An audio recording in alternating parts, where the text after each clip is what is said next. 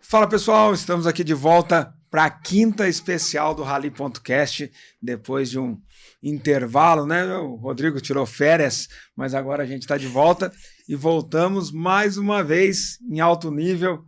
Dessa vez, de novo, o assunto principal vão ser os UTVs. Quem está aqui com a gente, Rodrigo? Hoje estão os dois caras da Polaris Brasil, o Nuno Fojo e o Kaique, piloto oficial e representante da Polaris. Na verdade, mais do que os caras da Polaris, né? O Nuno hoje é gerente global, então não é nem Polaris Brasil mais, ele já manda prender, manda soltar na Polaris. O Kaique só tá ganhando as provas que compete, as que ele não corre, ele ainda não tá ganhando.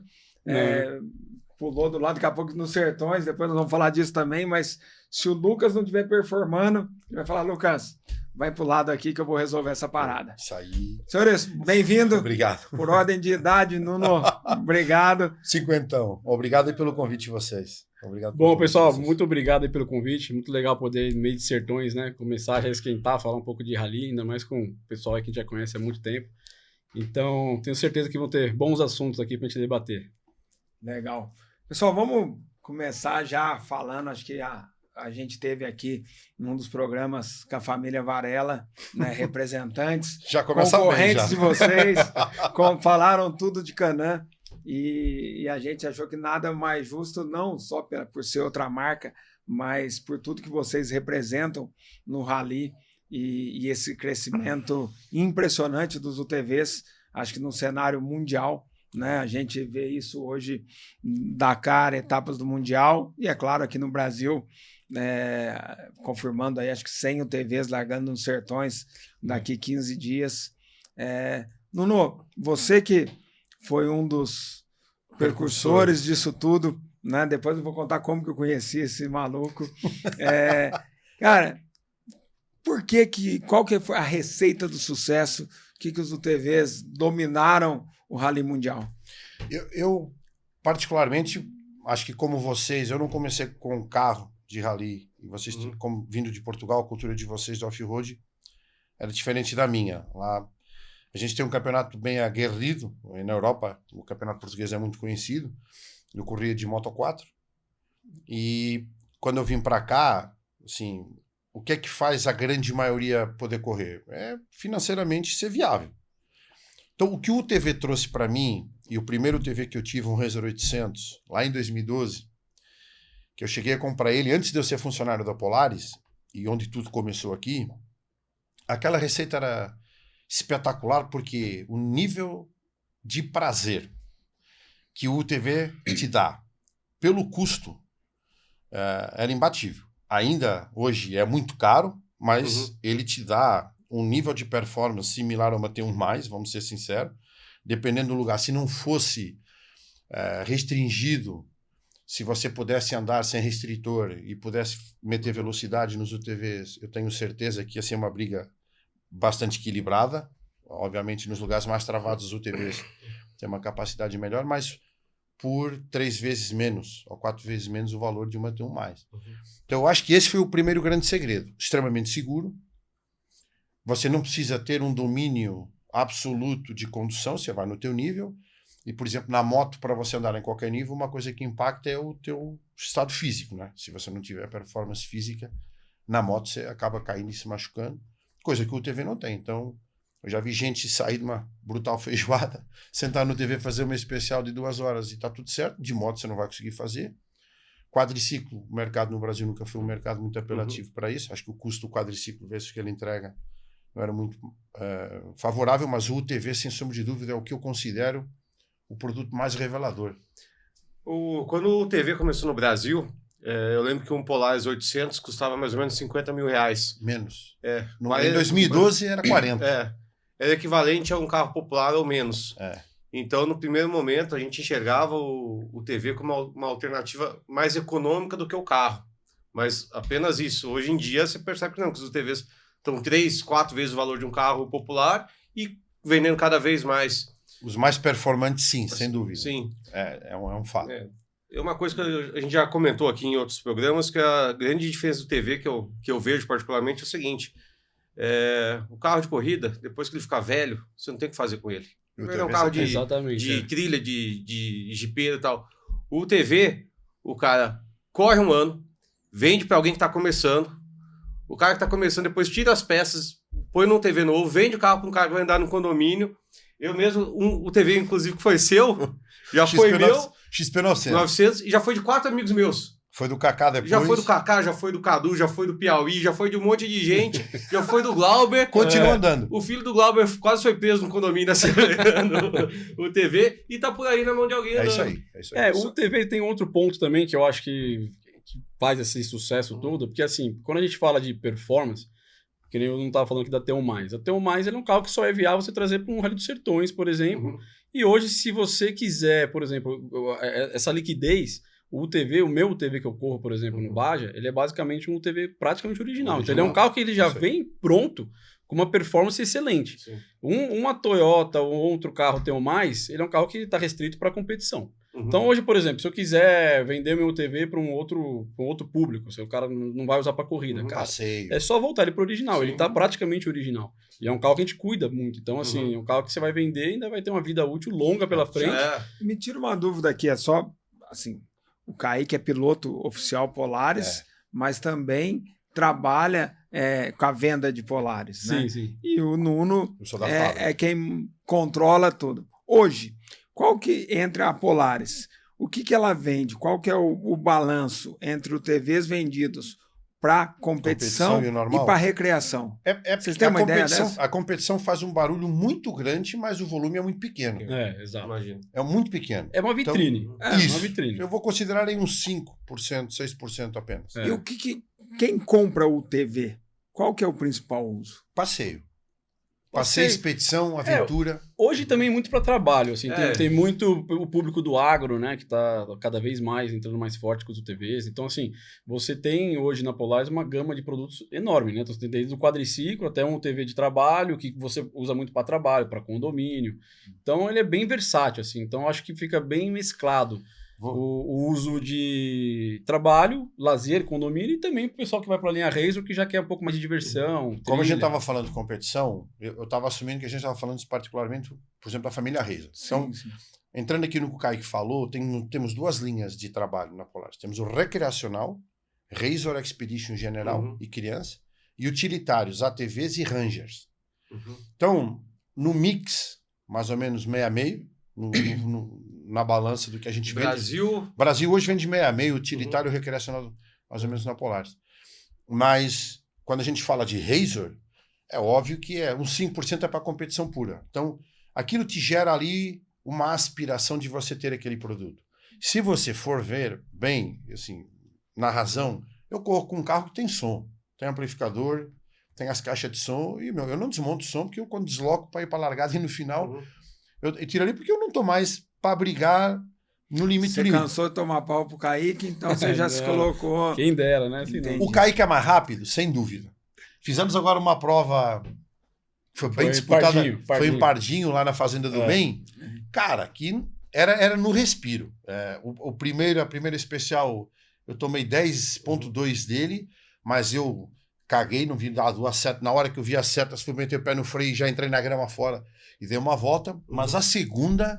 Eu dei tudo por tudo. 1 segundo e 2. Qual foi o tempo total da especial? Deu 20 e poucos quilômetros, era curtinha. TV 17 minutos? 18? 17 minutos. Então, deu 1 segundo em 17 minutos. Em 17 minutos. Foi 1 segundo e 2. E na outra que eu achei assim, agora vou esgoelar mais ainda. Ele também foi para esgoelar, foi 2 e 4. Então, se for andar de verdade, ele obviamente tem... Você tem que idade? Vou para 40 esse ano. Eu tô com 51. A galera não acredita nisso, mas a idade tem um peso. Você olha para tuas filhas... também, né? Tem.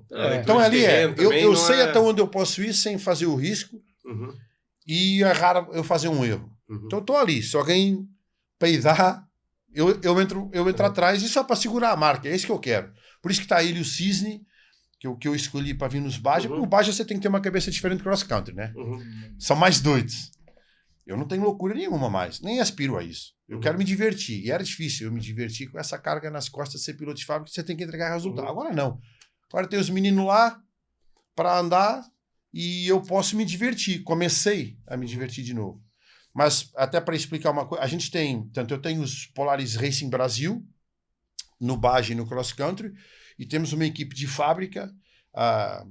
O Cotton foi o meu parceiro escolhido para fazermos o mesmo trabalho que os Estados Unidos faz e que eu estou fazendo também em Portugal com o Jorge Branco. O Cotton, sem dúvida, para mim, é o melhor preparador que a gente tem hoje de UTV, é o cara com mais conhecimento. Ele preparava como ninguém os Can-Am, me ferrava, que tudo que os Can-Am tinha de debilidade, ele resolvia e colocava como um produto vencedor. E aí, devagarzinho, eu comecei a conversar com ele, chamar ele para junto. Fiz uma proposta para ele para a gente começar a desenvolver os Polaris aqui. Pô, e ele tem feito um trabalho excepcional. Assim. Na verdade, hoje, se você quiser andar no que eu considero como um dos mais performantes UTVs do mundo, é o do Cotton. O carro dele já anda com 300 cavalos. Não, você falou, no etanol. Você falou aqui sobre os Bajas, né? Sim. Que é onde vocês correm tudo, né? E o Polaris vem vencendo as últimas etapas dos Bajas, tudo. O que está faltando para o Polaris carimbar os sertões? A gente está falando sobre isso agora, né? Falamos disso agora, exatamente. Eu acho que um pouco de sorte. O carro é confiável, o carro é muito bom, mas a gente tem muita gente. A única pessoa que está lá, na verdade, com mais conhecimento e mais cabeça, vou falar Tops Performance. Então você tem ali hoje o Tata, que é um cara credenciado, que vem batendo na trave toda hora, que ele vem fazendo a coisa bem feita, mas sempre tem alguma coisa pecando ali mais no nível da preparação. Tem o Jean Azevedo, que é um piloto já navegou para ele, né? Conhece bem. Extremamente performante, assim, me surpreendeu realmente a capacidade que ele tem. Assim, os caras bons de moto, onde eles sentarem, os caras vão para frente. São diferentes. São diferentes mesmo, não tem que falar. Então, também não teve muita sorte. Agora eu até estou... Faz pouco tempo também que ele está... Ele está há pouco tempo com o carro, mas ao mesmo tempo ele é um cara que gosta muito de desenvolver. Isso é a minha ideia do Jean. É um cara desenvolvedor, ele gosta de desenvolver. Eu sei que ele faz um trabalho grande ajustando as caminhonetas do... já fez vários, né? Já fez pro Júlio. Pro Júlio. O pessoal da Matheus já trabalhou bastante. Exatamente. Então, né? Ele é um cara que tem esse predicado, ele entende, ele consegue acertar e tal. Depois a gente tem ali uns novos caras, uns novos fôlegos vindo. O Sestari, por exemplo, ele não é um cara de alta performance por tudo ou nada para brigar pelo segundo com os caras mais doidos. Não é, mas ele é extremamente... Ele é um cara muito bom no geral, porque ele vem sempre terminando ali no top 5 todos os anos. Então o Sestari é um cara chegador, ele tem um compromisso muito bom de velocidade, mas esse ano não vai.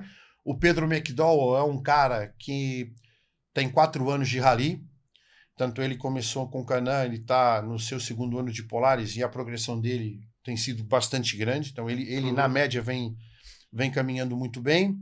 Tem Franciose, tem o Thomas Lusa, tem uns pilotos, esses caras, qual é o problema deles? Ninguém treina.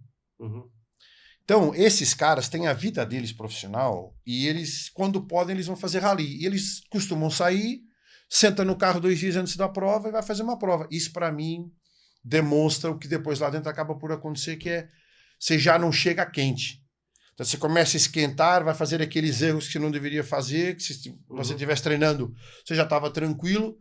E aí isso tem custado um pouco, acertar um time performante e com um pouquinho mais de sorte. Em resumo, eu acho assim, pela pergunta que você fez, por que o Polaris ainda não chegou nos Sertões? Eu acho assim, mais ou menos o que o Nuno está falando, mas o que está faltando realmente é ter uma briga de igual para igual pelo volume de pilotos. Sim, isso que eu ia falar. Entendeu? Porque assim... Proporcionalmente, a chance já é menor hoje, de largada. Eu tenho certeza que máquina por máquina, produto por produto, se você pegasse assim, colocasse, sei lá, 10 caras ponteiraços de um lado e 10 do de outro, Can-Am e 10 caras ponteiraços ia ser mais equilibrado. Você ia ver que a briga ia ficar ali. Ia ser uma disputa até o final, porque os 2 produtos são extremamente competitivos. Entendeu? Então, o que falta é realmente eles têm hoje um time mais forte. Então, hoje você tem mais pilotos ponteiros andando de Can-Am. Então, é um fato. A gente tem que... Pontias, né? Tem mais pilotos de... hoje os Varelos, o Deni. Para ganhar... Tem 100 carros.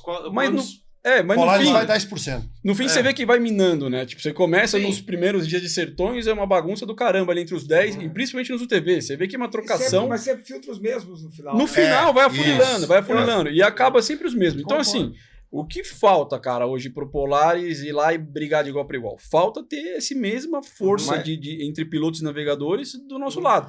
Então, acaba sendo muito difícil você equiparar. Não é por produto, não é porque o Polaris ele é mais lento ou mais rápido. Não, tanto é que a gente está provando aí nos Bajas que ele tem velocidade. Porque nos Bajas, sim, a gente tem hoje uma conta bem equilibrada. Nos Bajas a gente está com esse nível perfeito. Sim. Mas bem equilibrado. Sabe o que eu acho, Nuno, que você tem que fazer? Igual a Audi fez. Simples. Quem ganha? Tá aqui o contrato. Sabe dessa história da Audi? Sei. A Audi foi muito claro, porque isso daí eu acho que se a gente for pegar os carros, tá? Tô falando a nível da Dakar. Sim, claro. O KTM no Dakar também fez exatamente. A gente falou muito isso com o Lucas, né? Hoje o Lucas é uma novidade, mas a gente vem há 10, 12 anos vem com os nos mesmos mesmos nomes. pilotos verdade. que vão trocando de carros. E mas continua. é o seguinte, aí começa lá, vem o sul-africano, o Lategan, e ganha no primeiro dia, vem o francês, sei daquele, mas na hora que chega ali do 10º para frente, sobram sempre. Exatamente. E você tem razão. Então eu vejo que a prova mais longa, a diferença da dupla, exatamente, pesa muito. Então, pesa. mesmo os melhores equipamentos, e quem sofreu muito com isso, que foi a ProDrive, né? Quando escolheu, montou o seu time e colocou o Loeb e o Terra Nova, que eram pilotos extremamente rápidos, mas que não... O Loeb já tá na trave há alguns exatamente. anos, né? E em contrapartida, o Nani Roma, que é um cara chegador, mas não é performático. Então... Eu concordo com você. Tem uma palavra muito grande nas empresas, chamada budget. Infelizmente, a gente é um tamanho muito pequeno comparado lá de fora. No racing, a gente tem um cenário importante. Sim. No racing, somos cada vez mais reconhecidos lá fora. E isso tem um valor muito grande, inclusive dentro da companhia. Mas, de uma forma geral, a história do budget é o que complica mais. E eu tenho uma coisa, pessoalmente, que eu gostaria até de falar. Pode ser o cara mais performante, mas se ele não fez nada pela marca lá atrás, eu gosto de dar a reconhecer a quem esteve com a gente, porque ele está com a gente. E eu vou falar do caso do Leandro Torres. Cara, o Leandro, para mim, é uma das figuras mais legais que existe no Rally brasileiro. O cara é uma classe, o cara é um cara que se dá com todo mundo, um cara maravilhoso, gente fina, tem o filho dele, paixão gigantesca, fez muito por nós lá atrás. E é mais do que justo eu, por exemplo, estar sempre com ele e até o dia que ele falar para mim assim, putz, não quero mais. É assim que vai terminar.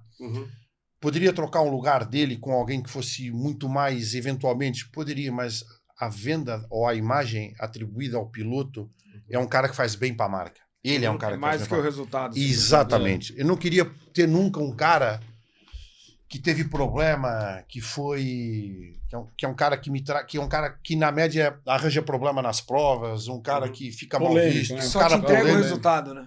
Não quero, não troco. Eu acho que a gente tem que estar associado a pessoas boas. Isso é verdade. Isso é super valorizado, até porque essas pessoas acabam trazendo vendas. Essas são pessoas sim.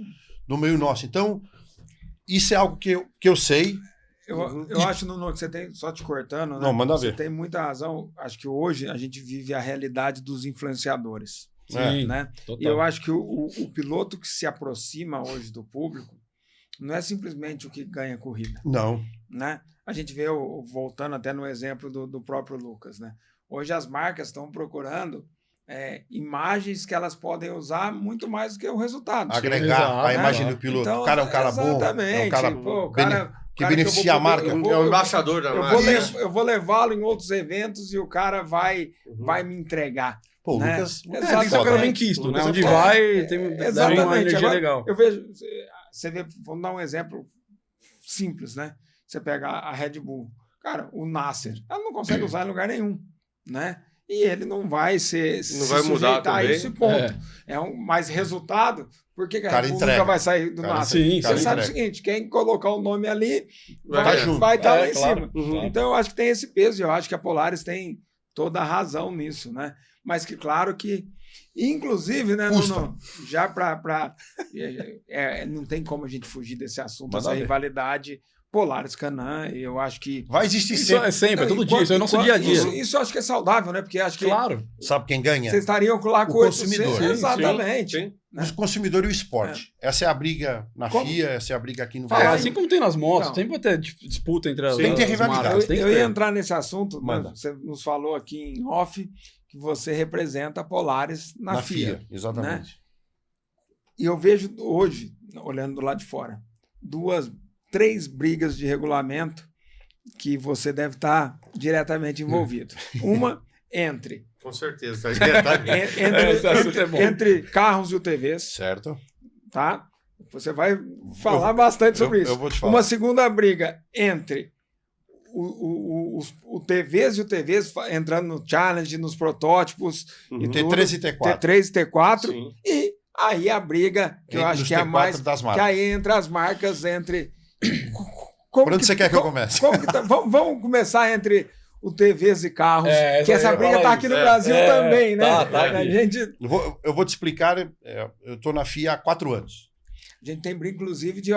chamaram de UTV, agora é carro, hein? Exatamente. Então, exatamente, agora é carro. Então é assim, qual é a preocupação?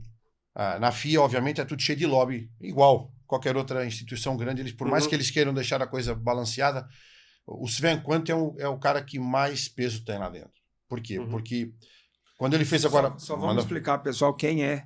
O Sven Quant é o manager da X-Ride, que era o cara... Ele desenvolve Yamaha, ele desenvolve os Minis e estava com a Audi, era o team manager da Audi também.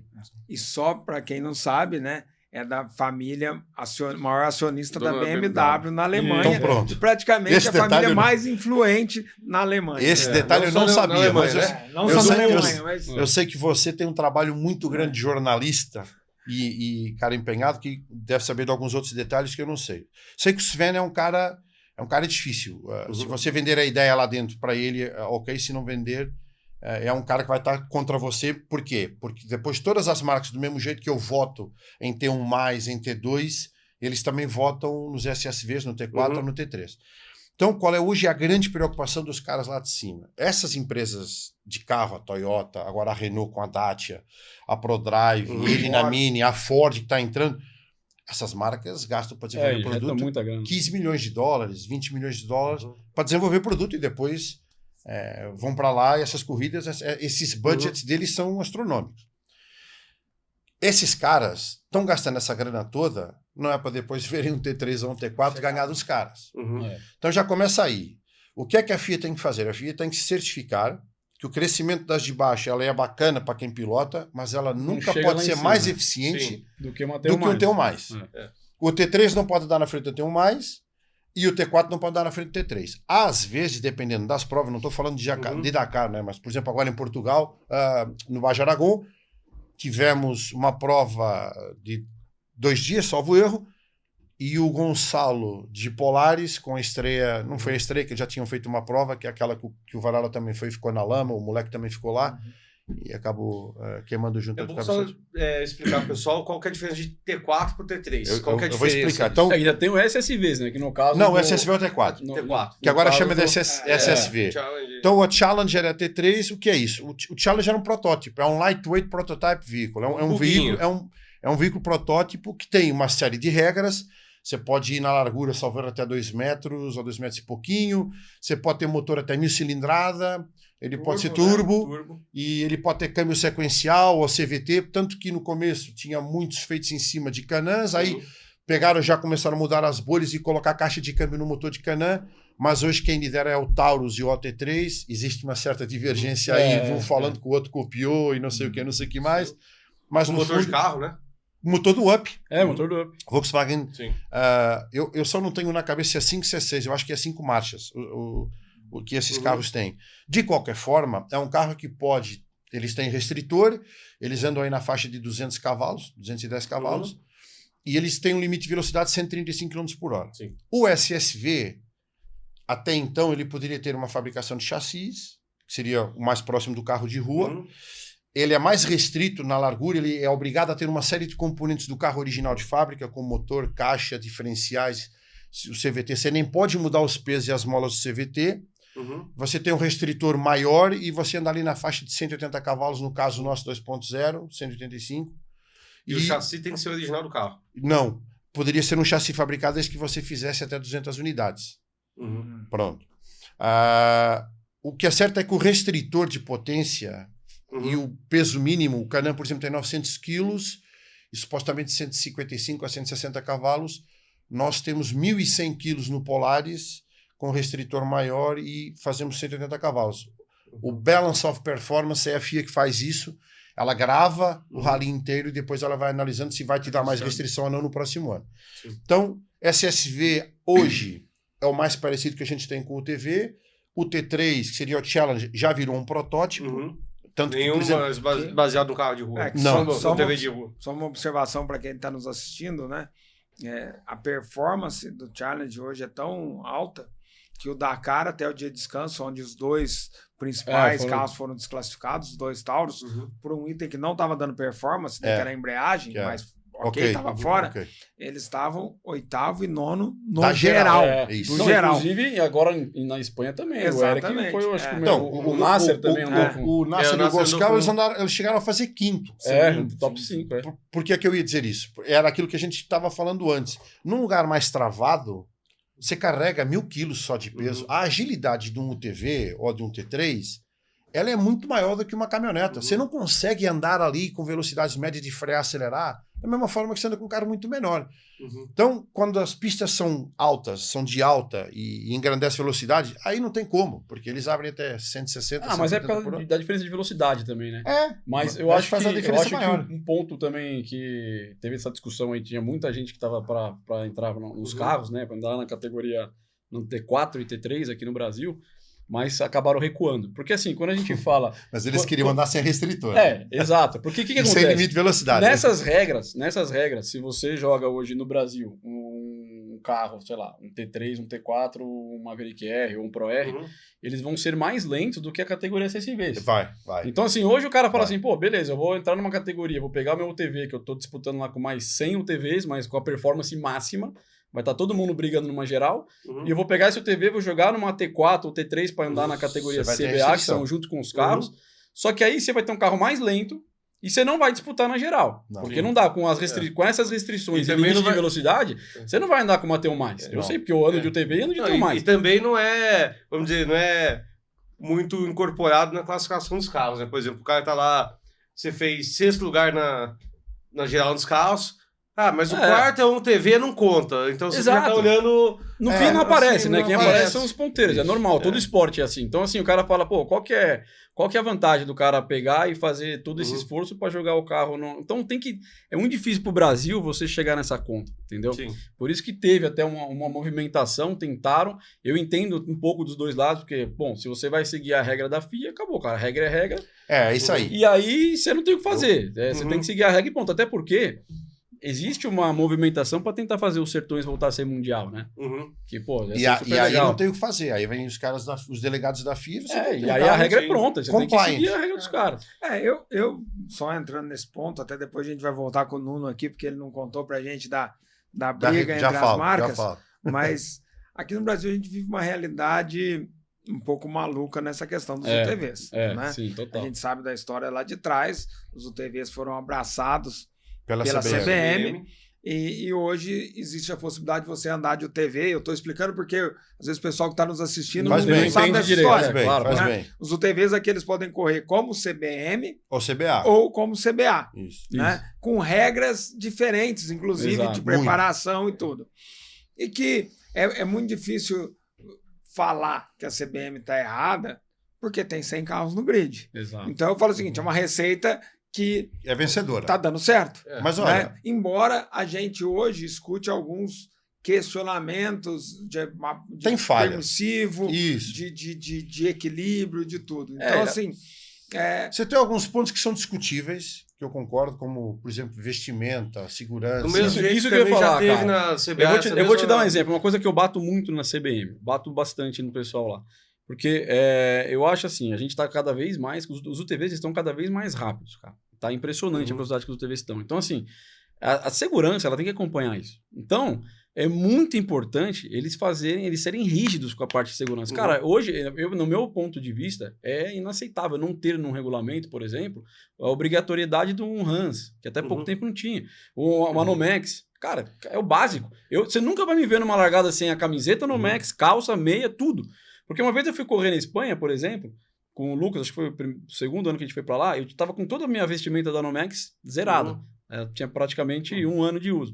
Quando eu cheguei lá, eles tinham mudado a regulamentação, né? Cara, na hora que eu fui passar na vistoria, que você tem que levar as suas roupas pra vistoriar. Tava vencido, já não era O cara mais. chegou pra mim e falou assim, ó, pode comprar tudo novo. Eu falei, pô, mas é tudo zero. Ele falou assim, não, mas mudou a regulamentação, você tem que comprar tudo novo. Cara, não tem conversa. Todo mundo agora não tem conversa. Capacete. Aí eu tava com o meu Hans, com a parte onde mostra ali a homologação, de ralado. Devia ter ralado no banco, ralado no capacete, não dava pra ver. Não passou. Não, esquece. Tava zerado o Hans. Eu vi isso. Vai lá e compra outro. Mas tá certo, né, Kaique? Total, 100%. Agora 100%. tem uma coisa tem que ser também. assim no Brasil. E digo mais, quando eu cheguei no final da especial, vi uma coisa que pra mim foi até estranho, foi inédito. O cara veio ver. O cara da FIA tava lá, ele pegou pra mim e falou, você tá com a Nomex? Aí tive que abrir o macacão pra ele ver que eu tava com a Nomex. Ele falou, a calça e meia. Tive que mostrar aqui dentro do carro mesmo. O selinho. Tive que levantar aqui a parte de baixo do macacão pra ele ver que eu tava com a meia e que eu tava com a calça. Eu concordo. Mas você sabe que Isso é o básico. Isso é prioridade. A última prova que o Colin McRae fez, ele foi desclassificado, acho que foi na Espanha também. Peter Hansen fez um recurso que ele tava usando uma luva de moto da linha dele, que é a marca dele, que fabricava, ganhou a prova, o Peter Hansen fez o recurso, o cara foi desclassificado. A última corrida dele antes de morrer. Mas posso falar? Cara, as entidades eles têm que ser rígidos. Porque assim... O Peter Hansen não fez bonito isso daí, mas não tira a glória do cara. Não foi a luva que vai ficar, mas tá certo. Você vai falar isso daí. Vamos pensar nos UTVs, são 100 largando. Mas tá certo. Cara, você pode ter certeza que desses 100, tem uns 30 ali que são profissionais, sabem o que estão fazendo, conhecem.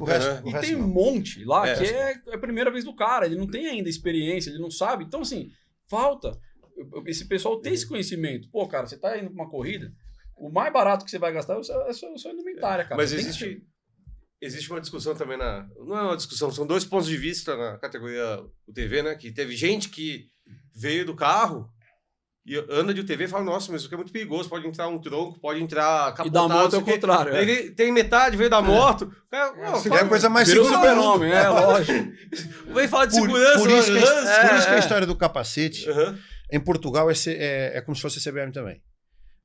E você pode correr de UTV com capacete de moto, de motocross, com goggle. Eu corri até muito pouco tempo atrás, mas como de vez em quando você pega uma chuva e tal, o capacete fechado, tô me acostumando agora, acaba... Eu concordo que agora é melhor andar com esse do que eu andava com outro, que eu gostava do vento no rosto. Sim. Então o UTV é uma evolução do quadriciclo, é você pegar do quadriciclo que você está no UTV, pilotar. Ok, você não vem com as botas de motocross, você não consegue acelerar nem frear, e com a roupa lá atrás, ok, mas hoje, do jeito que a gente está andando, igual ele falou, com todos os requerimentos que são precisos, eu sou totalmente favorável, que não dá mais para ficar nesse meio termo. Ou a gente dá o pulo para se profissionalizar de vez nesse aspecto e as coisas terem... Porque em Portugal você não consegue correr se não tiver também macacão. Aqui é obrigatório o macacão. Ok, legal. Porra, mas a luva não, o tênis também não, a meia também não. Então, porra, você vai pegar fogo.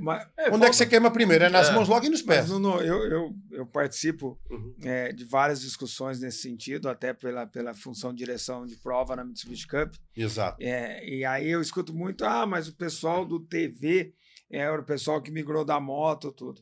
E eu bato muito numa tecla. A moto, o quadre, você tá solto. É verdade. O TV você tá preso nele. É verdade. Então, assim, a chance de ter um incêndio, alguma coisa, você ficar inconsciente, preso nele, é muito grande. Acabou. Então, assim, os quesitos de segurança têm que ser baseados no carro. Tá certo. Claro, concordo com você. Então, por mais que a característica, porque o motor similar, não interessa. Porque os pilotos vieram da moto também. Acho que é questão de segurança. E isso, totalmente de acordo, aonde eu insisto muito quando a gente é questionado tudo, eu falo, gente, a segurança não dá para ser discutido. Não dá para... o cara não pode chegar e falar assim, tal categoria é legal porque eu posso andar com cinto vencido. Tal categoria é legal porque eu posso... Cara, isso não é... Isso é o mais barato.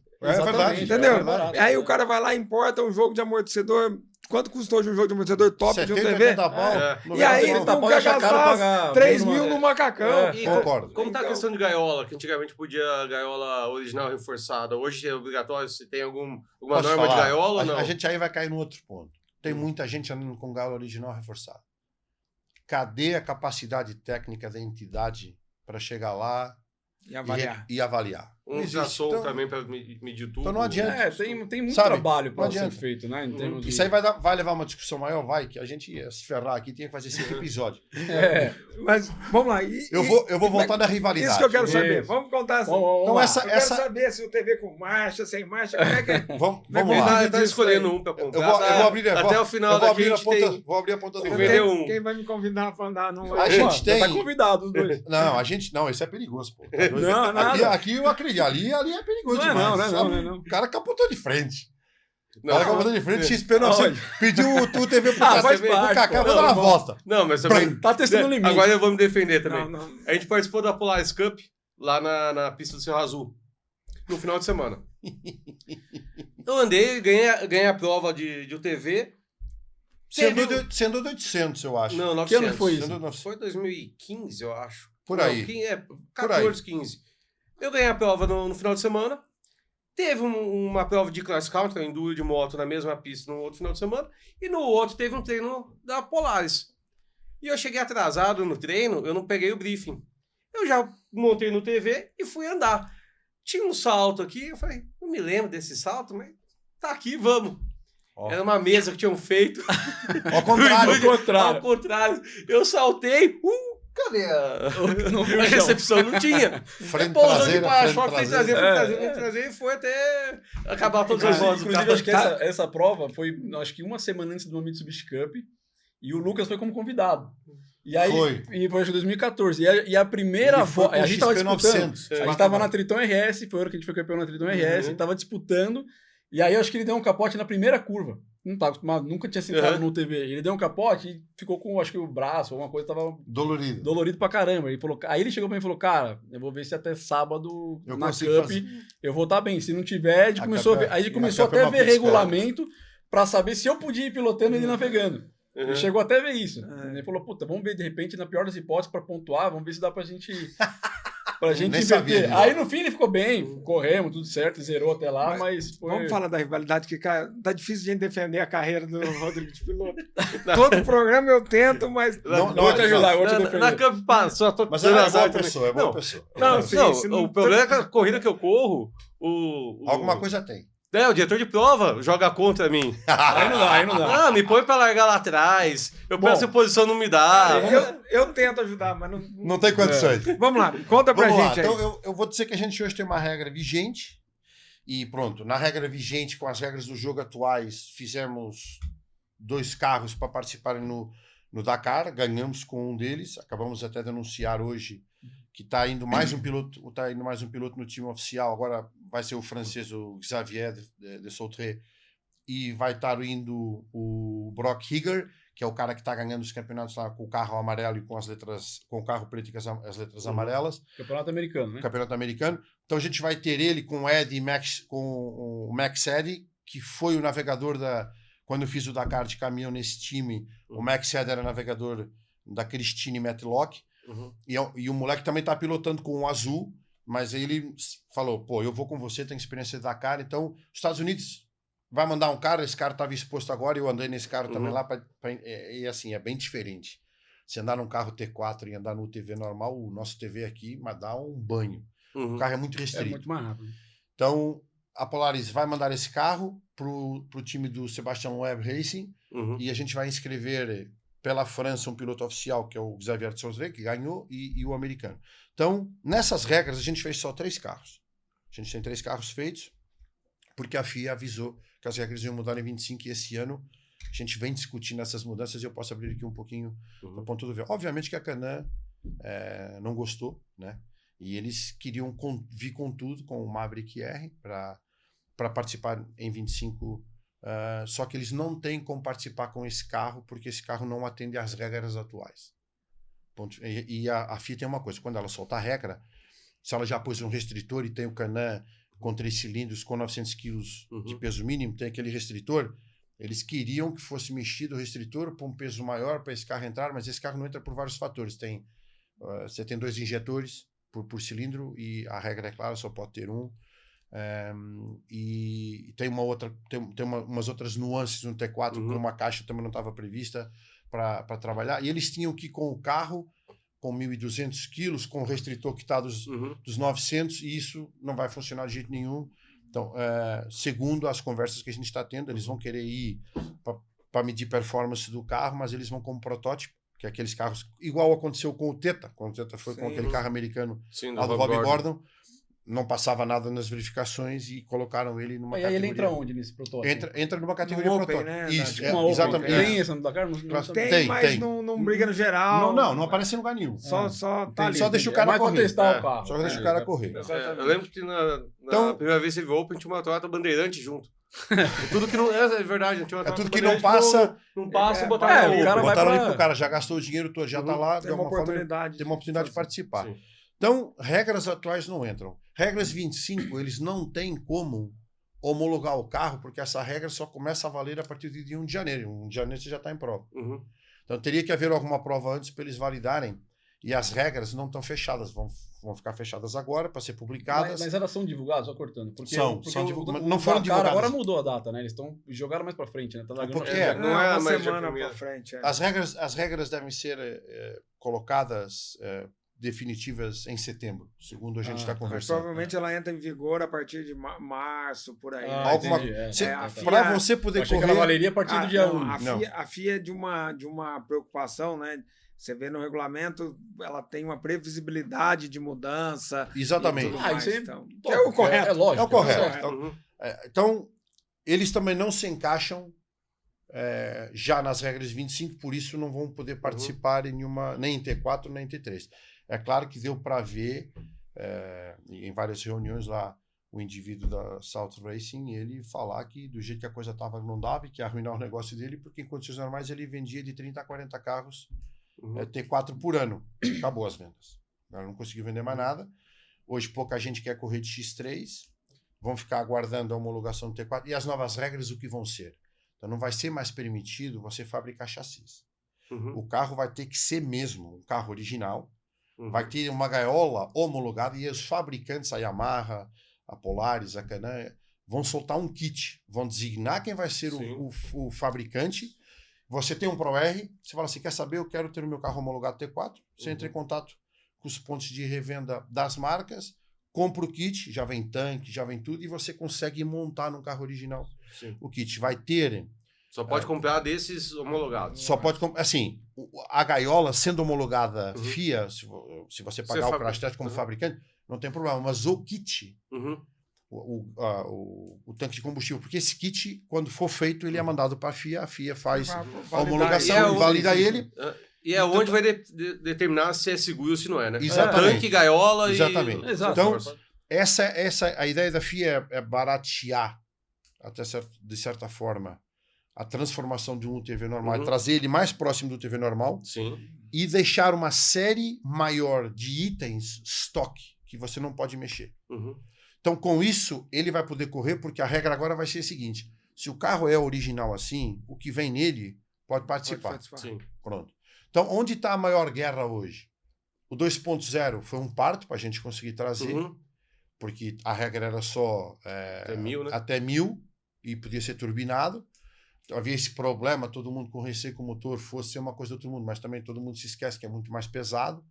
Então, permitiram, estamos ok, pro T4 a mesma coisa, mas veio uma coisa bacana. Até então não podia usar a suspensão eletrônica. A partir de 25 vai poder usar. Então, se eu tenho um Ultimate, um Pro-R Ultimate com controle no volante, eu vou poder usar no rally. A mola é livre, a suspensão é aquela, e você vai poder usar com regulagem para mais duro e mais macio. É coisa que nos carros é proibido também. Tá, mas nos UTVs vai ser liberado porque é uma coisa original. Você acha que no final das contas esse equilíbrio vai aumentar ou vai manter a performance da T4? Vai equilibrar as duas marcas. Embora eles estejam se esforçando por outros meios para tirar vantagem, mas não vai ter muito como ali. Por quê? Porque o carro vai ser muito mais pesado. Você pode achar assim, Pô, mas câmbio não quebra a correia. Pô, no Dakar não quebrava nenhuma correia. Você troca ela todo dia. A correia já faz 1000 quilômetros de forma tranquila. Você está andando a 135 por hora, você não está andando a 160, 170. Com certeza. Outra, nos Estados Unidos, estamos ganhando Baja 1000 sem parar, que são 1.600 quilômetros, 1.700 quilômetros. E o carro faz o Baja direto com uma correia só, fazendo 160, 170 por hora. Então, lá não tem limitador de velocidade, né? Não tem. Tanto que eu vou te falar... Qual a velocidade anda lá? Eu vou te falar, andar 170 mais ou menos por hora. O carro que eu andei, agora quando eu vim dos Estados Unidos, eu estive lá e eu experimentei o carro que é outra novidade, o carro que a gente vai oferecer de venda, que é um carro de fábrica, fabricado pela Polaris, é um carro de mais ou menos $140 mil lá. Esse carro tem 260 cavalos e eu andei no carro e o carro faz 188 km por hora liberado. Correr. É daquela equipe Mas da é que assim, Lone se você Star que analisar- fazia Não. o carro da... A Lone Star é uma equipe fora. A Polaris fabrica o carro. A gente está fabricando o carro na nossa linha de montagem em Roswell. Foi um carro desenvolvido 100% dentro de casa. A novidade é o catálogo de peças racing que ele vai ter e o carro é chave na mão. Você compra, pega o capacete, senta e vai correr. Só entrando, desculpa, só entrando nesse comentário seu. Quem está nos assistindo aqui? O cara não quer nada usado. O cara quer ir lá no Kaique, comprar um TV zero. Um Pro R. Para correr. E disputar um Baja no final de semana.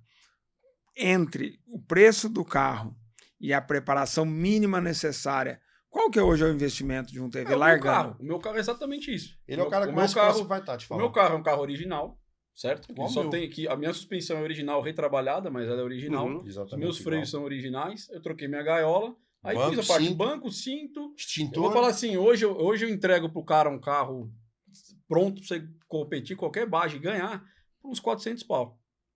Que é um O carro zero mais a preparação. Que é um Porque- carro 330. Porque assim, o carro custa 330, você vai gastar mais uns 70 numa preparação básica de Baja, né? Não estamos falando de cross country, falando de Baja. Cross country já tem mais banco do navegador. roda, aí, mas... Aí, se você quiser bastante. performance, tem a parte de suspensão, Não, pessoal aí já já tem troca. Aí já é uma outra, Aí já outra tem história. Mas nesse preço... já Não, tá mas com eu roda digo com não a quantidade com Suspensão, suspensão 200 pau. E é transformador. tudo. Sim. Meu carro é igual. Eu já andei... O que é que eu fiz? Suspensão, uso roda de corrida, porque ela tem uma espessura maior de matéria-prima, então ela aguenta mais pânico, que vale a pena, mas você está falando de uma roda que custa de 3 a 4 pau cada roda, só que a roda vai fazer o resto da tua vida. Você vai trocando de carro e vai levando as rodas junto. Põe um banco custa o quê? 5, 6 pau. Conjunto de cinto, uns 2.500.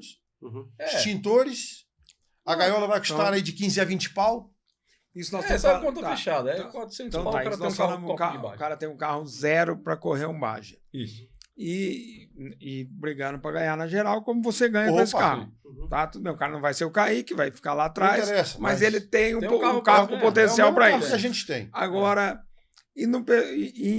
aí já estamos falando, que até foi o que o Rodrigo comentou lá atrás. E no mercado do usado, né? Qual que seria um investimento para o cara hoje? Estou falando que muita gente tem essa dúvida, tem essa curiosidade. Muita gente O cara atrás quer de mim comprar por causa um disso, seminovo para lá se divertir. Cara, Legal. Você vai Até achar já que, assim, ajustado também, já... Aí você tem um leque acertado. muito grande, né? É. Depende do que o cara... Você tem desde um Pro XP usado, um X3 usado, você tem um Pro R. Então, assim, um Pro R, um Pro R bom de Baja usado, você vai pagar na casa de uns 250 pau. De Baja, né? 250, 260. Vou fazer algo mais legal. O cara vai lá e se diverte. Agora, se o cara quer Não. entrar, quero gastar pouco, pô, ele pode pegar, por exemplo, um Turbo R, um Pro XP, um X3, você já vai achar um preparado por uns 130, 140 pau. Entendeu? E é um carro que performa bem. Eu vou falar algo bacana. Eu tô querendo lançar o XP1000, que é um carro de guerra. Aquilo não é para correr na geral, mas é para o cara se divertir na mesma classe. Qual é a ideia? Parecido com o que vocês fazem. Ele seria ninguém pode mexer em nada. Sport R. Ninguém pode mexer em nada. Você compra o carro estoque, você só vai pro banco, cinto, os reforços de gaiola. Ponto. E não vai mexer em nada porque não tem o que mexer. O carro E é tem um carro legal. Não, você tem 116 cavalos. carro legal. O cara faz 134 por hora, 135, já é uma velocidade do caramba. Só que você não pode mexer em nada. Em nada. E qual o preço do... O peso... Não, Preço. o preço. Esse carro novo, zero, 130. Sim. Só que é um carro que faz a corrida no final de semana e você leva ele para andar no final de semana seguinte para fazer trilha. Você lembra do XP1000 lá atrás? Sim, é isso aí. Eu fiz Não uma... estraga nada. Cara, sabe o que eu vejo muito acontecer nos UTVs? Como eu vendo, né? E tô no meio não só das corridas, como das expedições, dos passeios. eu vejo que o pessoal, às vezes, eles não conhecem muito do rally, eles querem ter uma porta de entrada. Uhum. Então é igual vocês fazem muito com a Mitsubishi Cup, que, pô, pra mim é um campeonato que é um exemplo. É verdade. Eu acho que o TV falta isso, cara. Falta a gente ter... Eu acho Uma que porta de entrada. uma porta de entrada, porque eu vejo Sabe? muitos entusiastas, os caras que gostam de fazer uma trilha, o cara começa a pegar gosto, começa a querer acelerar e tal. Eu falo, cara, aí é a hora de você chegar no cara e botar ele numa pista. Porque pro cara não acelerar em pista aberta, não fazer graça em lugar aberto. Sim. E aí o cara vai estar ali dentro de uma pista, vai conseguir medir, vai conseguir evoluir, porque lá tem os pilotos, o cara vai saber, pô, hoje eu tô aqui andando em 20º, eu quero começar a encostar entre os 10. Aí o cara vai evoluindo, mas tá Mas coloca faltando. financeiramente E viável. existe uma outra coisa também que na Polaris Cup tinha muito isso. Até uma etapa que eu corri é pilotos mais profissionais de tarde e mais amadores de manhã. Tinha a separação. Às vezes o cara tem um TV, quer fazer uma prova, mas ele não quer ser um piloto. Ele não quer ter um TV de corrida. Ele quer ter um TV, acelerar, pra não correr no condomínio, pra não correr tal. Eu tô viajando aqui, entendeu? Me colocando no lugar de um cliente desse. Cara, eu vejo um lado extremamente positivo de você comprar um carro igual o seu, mas ao mesmo tempo eu ir correr a mesma prova que vocês correm. Mas não corre. Não, mas se Se você na prova, hoje é. eu tô dizendo, e ficar extremamente frustrado porque a performance... Não é. E outra coisa que a Mitsubishi Cup dividiu bem isso, né? Antigamente, os mesmos pilotos corriam o Campeonato Brasileiro de Rally, o Rally dos Sertões, corriam a Mitsubishi Cup. Todos pegavam lá, mais 50%. Cara, pra mim é a maior escola. O Rally dos Sertões corria a Mitsubishi Cup. E o cara usava o mesmo carro pra lá e para um campeonato pro outro. Nível, cara, né? hoje a Mitsubishi Cup tá muito mais atendendo isso que a gente tá falando, que é o cara que ele quer acelerar, mas ele não quer ser o piloto, ele não quer investir uma grana, quer se divertir. Mas na classe dele. Se ele pegar gosto, se ele quiser investir mais, se ele quiser gostar... ele vai trilhando o caminho, né? Vai evoluindo. Ele compra um outro carro, vai correr no outro campeonato. Mas é isso que eu quero lançar de novo. Muita gente saiu porque ficou muito caro. De novo, você lembra? Mas 32 mil reais. Um Razor 800. Hoje é 330 mil. Mas eu vou te falar, um campeonato que eu acho que tá super legal, eles usaram mais ou menos a ideia da Meet Cup. E da Polaris que o TV Cup. O TV Cup, ela tá a TV Cup também tem no Santa Catarina. E eu tô percebendo que eles estão ganhando força, cara. Eu vi que já tá tendo uma movimentação de vários pilotos de ponta pro ano que vem correr ao TV Cup. Como que é o formato da TV Cup? Conta aí um pouco pra gente. É igual a tua. 3 voltas de 20 km. Aí é por ponto. Na verdade, 4. Porque a primeira, para você fazer um reconhecimento, que é bacana. Já evita. Lá tem volta de reconhecimento. Você faz um reconhecimento. Você vai devagarzinho, uma volta de reconhecimento. Uma volta. Todos os TVs em comboio. A e aí depois você tem 3 voltas valendo. Volta é uma pontuação. Porque isso eu acho uma puta sacada. Porque que acontece? Como tem muito cara amador que tá começando lá, pelo menos o cara tem... Tanto é que se você pega hoje o TV Cup, aquela prova na fazenda lá de Pardinho, cara, aquela pra mim é uma prova extremamente técnica. E você não vê baixo. Andar no meio das laranjas. Porque o cara já na hora do reconhecimento, ele já viu onde tem um problema, onde não tem. Então o que tem hoje de campeonato Pro TV? Você tem não oficial. Começando pelas provas oficiais do Campeonato Brasileiro. O que tem grid, Baja, Campeonato Brasileiro de Baja e Campeonato Brasileiro de Cross Country. As duas grandes. Um com navegador e planilha, outro sozinho com setas. Isso. E com GPS. Com GPS. Com também do navegador e o Baja você vai sozinho. Exatamente. Orientado por seta. Aí você tem Campeonato Cearense de Baja, mesmo esquema, 2 dias que eles fazem lá em cima, provinha de muitas voltas, pouca quilometragem. Sim. Deixa eu fazer só um exercício aqui, porque eu acho que isso é interessante. Qual que é o grid médio do cross country do TV? Putz, tá de UTV... 60. 60, 50 a 60 no geral e nos sertões limitado a 110. Do Baja? Também, 50 a 60. Mas os mesmos, o Baja já tá dando uns 40, 50. No Nordeste dá uns 30, de 20 a 30. O que mais que a gente tem de grid? O TV Cup, no estado de São Paulo, também de 20 a 40, dependendo... Essa prova que vocês falaram. De 20 a 25. É o segundo ano do campeonato também. Isso. Adventure Cup, lá embaixo no Sul, também mete uns 40 TVs. Que também é uma prova que fala muito bem dela. O que vocês estão correndo é o Baja, o brasileiro de Baja. Eu faço o brasileiro de Baja quando eu posso. Hoje, como eu falei, a minha intenção não é ser campeão e estar ali lutando, mas é estar perto. Porque quando a gente está perto, a gente apaga alguns incêndios, a gente cala umas bocas malignas que vai enfestinhar, às vezes negativamente. E esse meu papel lá também é importante. Eu gosto de saber o que é que está acontecendo. E faça o TV Cup para me divertir. Por quê? Para mim, pessoalmente, em termos de pilotagem, uma prova que nem o TV Cup é o que eu mais gosto. É uma prova de legal. explosão. Prende a respiração e tio, vai. Rapaz. Se bem que eu vou te falar, o Baja tá assim. O Baja tá? é assim O Baja, também. cara. Mas e eu o já, Baja, eu já não tô em o concentração pra Baja fazer são as 2 horas de 130 prova. quilômetros. Com abastecimento no meio só. Você tendo pra respiração na largada e solta na chegada. Eu corri 3 ou 4 anos Uma no volta Campeonato Brasileiro de... É uma volta por Uma dia. volta por dia. Uma no sábado e uma no 140, domingo. 150 Mesmo, quilômetros. repete a mesma Eles domingo. faziam antes eram 4 voltas, né? Faziam 2 voltas No por sábado, dia. 2 no e sábado, duas 2 no no domingo, por volta aí de 70 quilômetros cada volta. 65 a Só 70. destruía. Só que, cara, a última volta era destruída a pista. Então, forçava muito os carros, sabe? Então, aí o que aconteceu? Ao invés de ficar fazendo 4 voltas, 2 voltas maiores. 2 voltas. Que pelo menos que no era a essência domingo. do Baja, que você não Sim, lembra, mas o Baja era assim.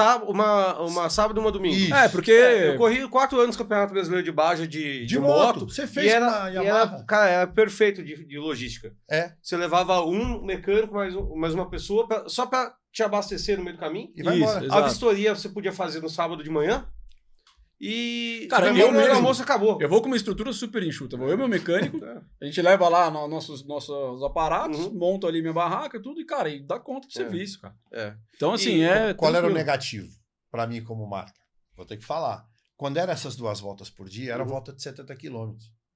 Dava a chance dos caras dos carros concorrentes trocar tudo que quebrava para vir para a segunda volta melhor. Para nós, Polaris, sempre foi melhor você ter uma prova de 150, 140 quilômetros, porque a gente tem um carro mais confiável. Mas também a diferença de tempo da primeira volta para a segunda era muito justo. Se você atrasasse um pouquinho... Não, deu muitas vezes... Mal chegava para você Mas largar. às vezes você chega com uma correia já pendurada ali pra estourar, sabe aquela coisa? Uma bandeja já... Dava para trocar a correia, dava para trocar diferencial dianteiro. Então, que eram as coisas mais importantes, entendeu? Então, para mim, hoje, a FIA para ser uma prova mais fiel às origens, claro, 2002, 2003, nem GPS a gente tinha. Sim. Era 100% visual. Sim. Que era uma coisa que na minha cabeça eu achava legal, desenvolvia muito mais o piloto. Que você tinha que focar 100%. Hoje não. Hoje eu vou vendo na tela, eu já sei que se eu entro numa reta, eu começo a olhar, lá embaixo vai ser uma esquerda 90 graus. Só fico esperando.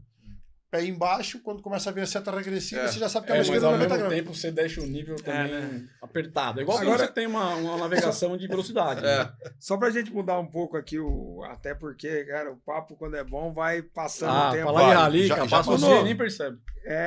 Cara, eu só contar pra vocês, eu conheci o Nuno, nós ganhamos o Rally dos Sertões em 2010, no geral. A gente tava eu e o Giga num dia que a Mitsubishi pediu para que a gente ficasse no salão do automóvel, junto ao carro. Verdade. E do nada aparece um português lá. Sou amigo do Carlos Souza. Cumprimentou a gente, legal. Tá bom. O Carlos Souza, piloto português, que depois disso veio a ser companheiro de equipe nosso por 2 anos. E quando eu ver, volta o mesmo português com o Carlos Souza no telefone. O Carlos quer falar com vocês aqui. E era esse português aqui. Era o Nuno. Na verdade, começando a história dos UTVs aqui no Brasil em 2010. Começou em 2011. É Exatamente. 2011. Primeiro Nuno, conta, depois nós vamos falar também do Kaique, né? Mas conta um pouco da tua história no Rally. O que você já fez? A gente já teve junto no Dakar. Já te vi muito aí. Vou começar por ser... Começa lá na Europa, né? Vou começar por ser aquilo que eu acho que todo mundo é. Sou um apaixonado. Eu sempre fui um apaixonado muito grande por rally, por competição. Meu pai correu rally na década de 70, de velocidade. E Renault. Aí vem a minha primeira grande paixão. Por isso é apaixonado por Renault. Eu fiz umas tiradas. Na minha cidade, é uma cidade com muita tradição de rally. O Porém é da minha cidade, que um dos portugueses... Qual que é a sua cidade? Marinha Grande. É uma cidade de areia, que tem muita areia, muito pinhal, e estamos a 6 km da praia e a 12 ou 18 da Nazaré, onde tem as ondas de surf para todo mundo se referenciar. E é uma cidade pequena, mas com uma tradição gigantesca, de muito piloto de rally ali, muito carro de rally, ainda hoje é assim, aí vem de pai para filho, mas eu nunca fui abonado financeiramente para poder ter carro de rally e viver disso muito, então era transformação nos carros de casa e sempre se meter com gente com mais 150 cavalos e você trabalhar o braço para ir para frente. Corri muitos anos de Moto 4 em Portugal. Quadriciclo? Sim, quadriciclo. E começou aí a paixão pelo off-road, porque era a forma mais barata de diversão. E quando eu vim para o Brasil, antes de eu vir para o Brasil um pouco, eu trabalhei com o Carlos Souza. Eu era diretor técnico da empresa dele de iates. A gente tinha a Ferretti em Portugal. E eu cuidava da parte técnica e fazia a entrega dos barcos dele. E tive a oportunidade de fazer umas coisas muito doidas, como, por exemplo, ir testar Marrocos no Tuareg, que era da Utah Client, que era da Utah. E tá com o Carlos Sainz, a gente acabou vendendo uns 70 pés para ele. Então, e andar com o Sainz e andar com o Souza. Então, aquilo ali foram, sei lá, aquilo para mim valeu tudo, né? Quando eu vim pro Brasil, eu vim certo que eu nunca mais na vida ia ter contato com o motorsport. Por todas as vicissitudes, as vicissitudes do país. O país é um país muito difícil para crescer. Já é difícil para quem está aqui, imagina para quem vem de fora, quase com uma mala na frente e outra atrás, né? Então, é um país que tem muitas oportunidades de crescimento, por isso eu considero... E por que você veio? Eu vim por causa da minha mulher, que ela não gostava de Portugal e ela queria vir para o Brasil de volta, ou o casamento acabava ali, eu vinha junto. Então eu vim junto, pronto. E vim junto, vim com uma marca de barcos inglesa, fui trabalhar em Angra dos Reis 8 meses, não aguentei esse mundo náutico brasileiro, ele não é assim igual ao nosso em Portugal, é um mundo um pouco mais estranho, mais difícil. Aí eu vim para São Paulo, nisso eu tinha um cara que eu tinha conhecido das vezes que eu vinha de férias, eu cheguei a ter um quadriciclo aqui, que é o Luciano Peixoto, e o Luciano Peixoto me apresentou para Polaris para eu ser convidado junto com o Kaká Closé a fazer a primeira prova de UTV em dezembro de 2011, que foi o Amigos. Foi a prova que lançou o UTV no Brasil. Experimental, né? Que era fui eu, o Kaká, o Klauman, o pai, o Sérgio, né? O Sérgio Klauman, o Mafra e o nosso grande ilustre Silvio de Barros. Acho que o Silvio foi depois, né? Acho que ele foi não eles foram 5. Ele foi com o Robbie Gordon 4 lugares, Polaris. Sim. Eu e o Kaká fomos com 2 caras igual com o pneu Muddy. O Klauman de Maverick não, aquele primeiro, acho que era, não sei se era Commander 1000 e o Mafra no 800. E foi ali que... Se olhava a foto, tinha o Kaká de macacão, o outro com roupa de Big Trail, o outro com roupa de motocicleta, ninguém sabia nem que usar outro com calça camuflada. Os carros não tinham nem rede lateral, tinha. Não sabia o que fazer. O teto a gente fez na hora, enfim. Foi assim que começou. Não tinha porta, era rede. Eu tenho a foto do Silvio curvando com o cotovelo enfiado, sei lá, meio metro para fora, com a rede. Então, foi assim que começou. E foi curioso que depois dessa primeira prova, e de eu conhecer a galera da Polaris, eles fizeram um patrocínio comigo, para eu correr de UTV, e eu trabalhava numa outra empresa, e 2 meses depois de a gente fazer esse acordo, eu entrei como engenheiro, como gerente de serviço, na Polaris, gerente de produto, e depois que eu entrei é que eu continuei dinamizando, criei a Polaris Cup, aí o resto, todo mundo começou a ir para a Polaris Cup, da Polaris Cup vamos para o brasileiro, fazendo as regras do brasileiro, ajudando a CBM, porque eles também não tinham conhecimento de engenharia, do que é que poderia ser visto e não. Então, eu fui fazendo essas regras todas até a gente chegar numa maturidade que agora é ajuste fino. Então, obviamente que eu estou vendo e estou atento, porque eu não quero que isso seja feito de uma forma que prevalece um e prejudica o outro. Eu acho que a clareza aí ela tem que prevalecer e tem que ser o mais certo possível.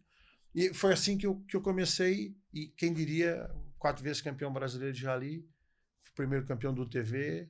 Você já achou que nunca mais ia correr ali? Nunca mais Brasil. Na minha vida. Todo ano ele fala que não vai correr mais, daqui a pouco parece ele com um carrinho. Aí eu conheci o Giga pela paixão. Fui num teste que vocês fizeram, conheci Carlinhos Ambrosio, que chegou de helicóptero na altura.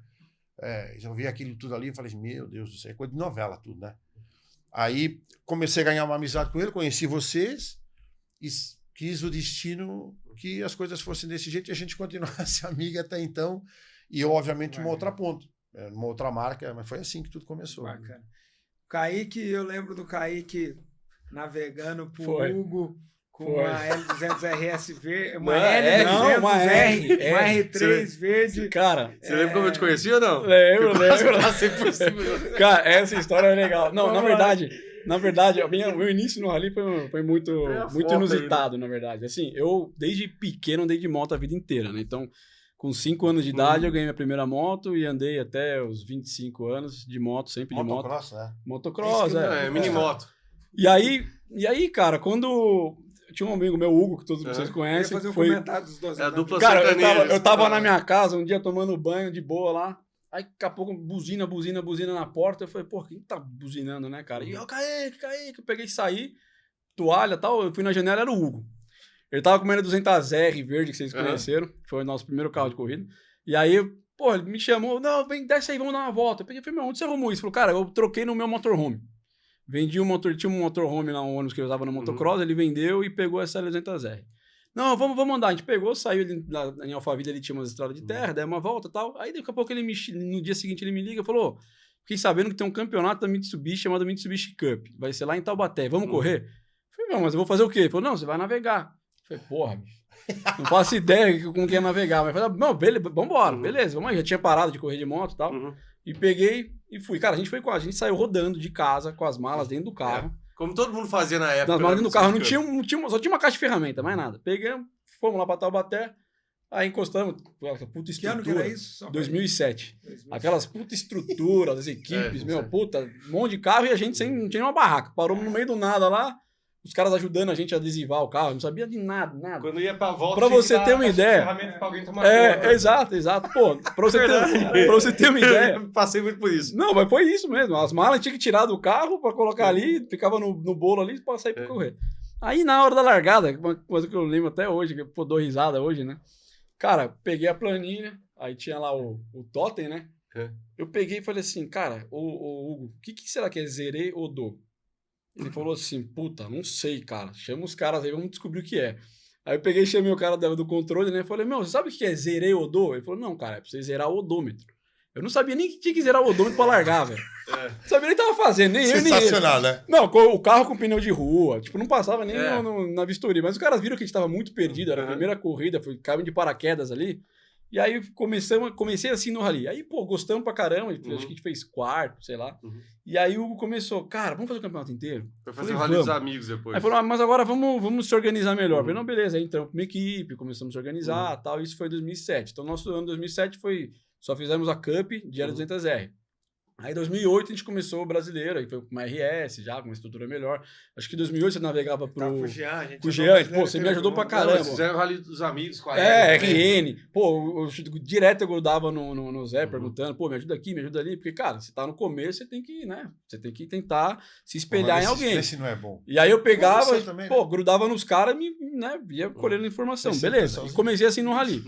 E aí eu fui com o Hugo até 2012. Ele tava já no 2011, a gente tava já na 200 RS. Aí teve uma prova que o Hugo não foi, e aí o Ingo tava lá, eu nunca tinha navegado com outra pessoa, não sei o Hugo. Aí tava o alemão tava lá, acho que tava precisando de um navegador também. Falou muito bem de você aqui. Eu vi. O melhor navegador alemão, já pô, teve, foi sensacional, o alemão é demais, cara. E foi engraçada essa primeira experiência com outro piloto, né? Que foi, no caso, o Ingo. Era uma baita responsa, né, cara? Pô, tava com meu amigo ali, o Hugo. Daqui a pouco eu tô com o Ingo, que o cara é 12 vezes campeão da estoque. Puta, velho, uma puta pressão, né? Eu falei, cara, beleza, tem, né, ser profissional, vamos lá. Só que eu não tinha uma referência para saber se eu era um bom navegador ou não, porque, pô, eu estudava. Eu sabia que eu estudava, eu fazia o meu melhor, só que eu não tinha essa referência de outros pilotos. O único cara que eu tinha navegado era o Hugo. E aí fui navegar com o alemão, aí na primeira, acho que foi em Poços de Caldas, na primeira volta eu percebia que eu cantava as referências, eu via que ele tinha muita mão no carro. Falei, cara, ele domina pra caramba o carro. Só que tá faltando ele me ouvir. Tipo assim, tinha hora que aquelas direita flat, que você canta, o cara dá uma tirada de pé e tal, que eu falo, pô, o cara tem um carro na mão, dá pra ele vir flat, sabe? Aí terminou uma volta, cheguei pra ele e falei, alemão, cara, você toca demais. A gente tinha tomado, acho que 40 segundos do Christian, que tinha ganhado. Eu falei, meu, você toca tudo, velho. Você só falta uma coisa, você tá andando muito com o olho. Você tá andando muito golpista, sabe? Você vê, né? Cara, começa a me ouvir, joga a responsa pra mim, começa a me ouvir. E aí, cara, na segunda volta, primeira direita, eu lembro que era flat, eu falava, ó, alemão, aqui é flat. Eu via que ele queria tirar o pé, mas ele segurou. Aí, na hora que ele viu o que fez, ele falou, porra. Eu vi que. E alemão é engraçado, porque ele vibra dentro do carro, ele se xinga, vibra, comemora, é uma figura. Aí, pô, comemorou pra caramba lá e tal. Cara, terminamos a volta 1 segundo do X. Então, tipo, aqueles 40 segundos, o alemão pulava, ficou feliz pra caramba e tal. E ali eu vi que falei, pô, legal, cara. Então, eu acho que eu tô fazendo um bom trabalho. E eu tenho esse feeling também da pilotagem, que eu acho que isso é importante demais pro navegador, assim, você ter esse feeling, porque, pô, você sabe a hora que...